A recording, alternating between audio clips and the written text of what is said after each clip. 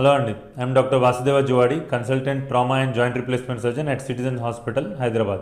What is the recovery time for partial knee replacement? అంటే ఎన్ని రోజుల్లో ఈ పార్షియల్ నీ రీప్లేస్మెంట్ చేసినాక ఎన్ని రోజుల్లో రికవర్ అవుతారు?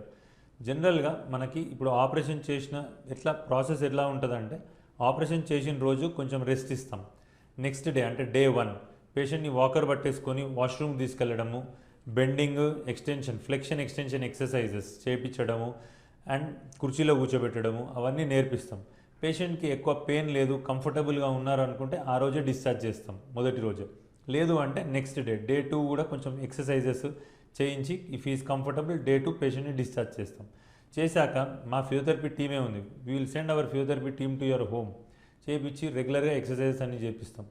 నార్మల్ రికవరీ టైం అనేది 4 to 6 వీక్స్ ఉంటుందండి.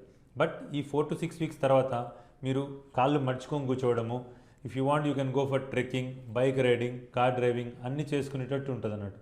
అంటే ఈ టోటల్ నీ రీప్లేస్మెంట్లా అన్న కొన్ని యాక్టివిటీస్ రిస్ట్రిక్ట్ చేయమని చెప్తాం. బట్ ఈ పార్షల్ నీ ఈ మైక్రోప్లాస్టిలా there are no restriction of movements. You can do everything and you can become normal as before. Thank you.